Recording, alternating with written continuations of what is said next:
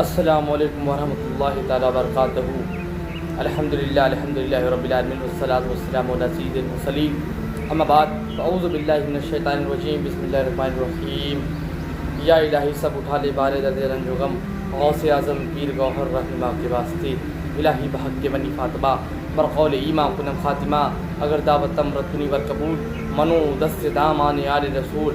آپ حضرات کو سب سے پہلے ایک چیز عرض کر دوں، کل کی جو تاریخ ہے، آج جمعہ کا بابرکت دن ہے، اور کل یعنی بروز سنیچر 28 صفر اردو کی جو تاریخ اسلامی تاریخ ہے اس کے مطابق کل 28 صفر ہے، اور 28 صفر وہ ہمارے لیے وہ عظیم تاریخ ہے۔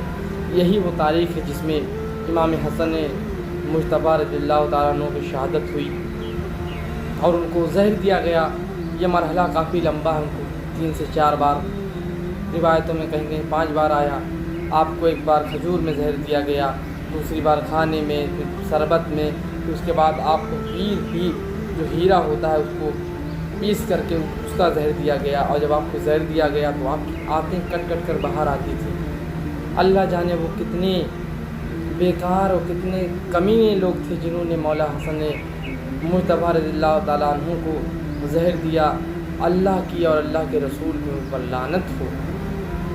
عرض گزار یہ تھا کہ آپ لوگ کل امام حسن مجتبیٰ رضی اللہ تعالیٰ عنہ کی شہادت کے موقع پر ان کا ذکر کریں، ان کے نام سے نظر و نیاز کریں، ان کا ذکر گھر گھر میں جا کر عام کریں، ان کے نام سے محفلیں سجائیں، ان کے نام سے صدقہ و خیرات کریں، اور امام حسن مجتبیٰ رضی اللہ تعالیٰ عنہ کی تاریخ اپنے بچوں کو بتائیں۔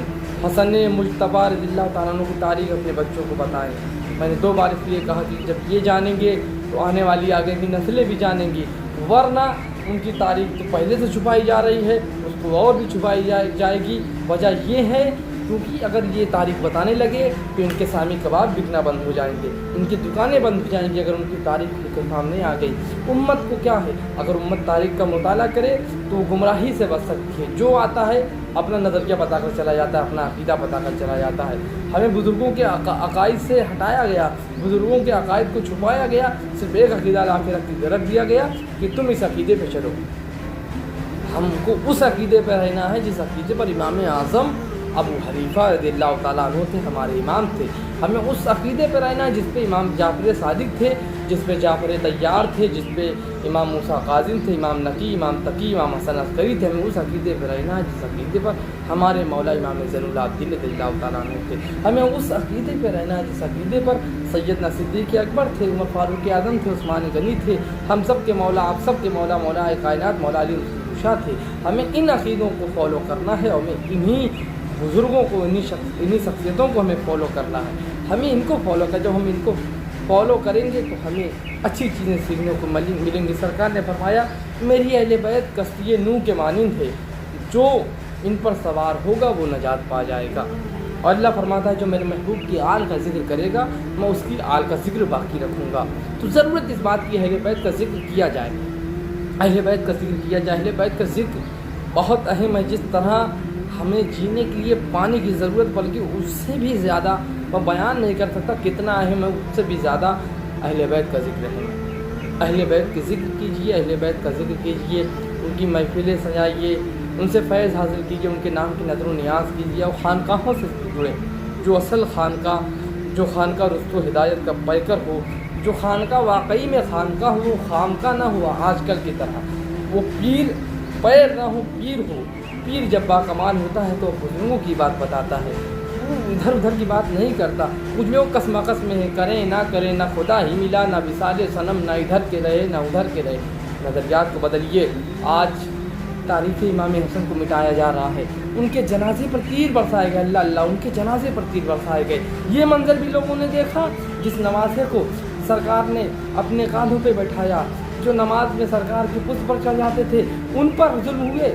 سرکار امام حسن نے اپنے بھائی کو کہا بیٹا حسین، آخری بات تمہیں عرض کرتا ہوں میں نصیحت کے طور پر، کہ کوفہ والوں سے بچ کر رہنا، یہ دھوکے باز ہیں۔ اور آخر وہی ہوا، سرکار امام حسین کو دھوکہ دے کر، خط دے کر بلایا، شہید ہوئے آپ بھی۔ سرکار نے فرمایا تھا جب ان دونوں کی شہادت قریب ہوگی تو میرے حسن کا چہرہ ہرا ہو جائے گا اور حسین کا سرخ ہو جائے گا۔ تاریخ میں وہ بھی منظر اپنی نگاہوں سے دیکھا، امام حسن کو زہر دیا گیا، جب اس کا اثر ان پر ہوا تو ان کا چہرہ ہرا ہو گیا، اور امام حسن کی شہادت ہوئی، ان کا چہرہ سرخ ہو گیا۔ یہ منظر بھی دیکھا اہل بیت کے جو ظلم ہوا۔ اللہ تعالیٰ اہل بیت سے محبت کرنے کی توفیق عطا فرمائے، ہم سب کے لیے ان کی محبت کو ذریعہ نجات بنائے، ہم سب کو صحابہ اکرام سے محبت کرنے کی توفیق عطا فرمائے۔ جتنے بھی صحابہ اکرام سب ہمارے سر کے تاج ہیں، اللہ تعالیٰ ان کا ادب کرنے کی توفیق عطا فرمائے، ان کے گستاخوں سے بچنے کی توفیق عطا فرمائے، اہل بیت سے محبت کرنے والوں کی صحبت نصیب فرمائے، صحابہ سے محبت کرنے والوں کی صحبت نصیب فرمائے، اور صحابہ اور اہل بیت کا ذکر کرنے کی توفیق عطا فرمائے۔ ان اللہ وملائکتہ یصلون علی النبی یا ایھا الذین آمنوا صلوا علیہ وسلموا تسلیما۔ اللهم صل على سيدنا محمد وسلم والسلام علیک یا رسول اللہ صلی اللہ علیہ وسلم۔ بسم اللہ الرحمن الرحیم، الا ان اولیاء اللہ لا خوف علیہم ولا هم يحزنون الذین آمنوا وكانوا يتقون سبحان ربک رب العزة عما یصفون وسلام علی المرسلین والحمد للہ رب العالمین آمین رب لا الہ الا اللہ۔ اے کریمہ قاصدہ مولانا وضع پاک پروردگار عالم، اس واعظ و نصیحت میں، اس بیان میں اگر کچھ غلطیاں کوتاہیاں ہو گئی ہیں تو اس کو اپنے فیضان کرم سے معاف فرما۔ السلام علیکم ورحمۃ اللہ تعالیٰ وبرکاتہ۔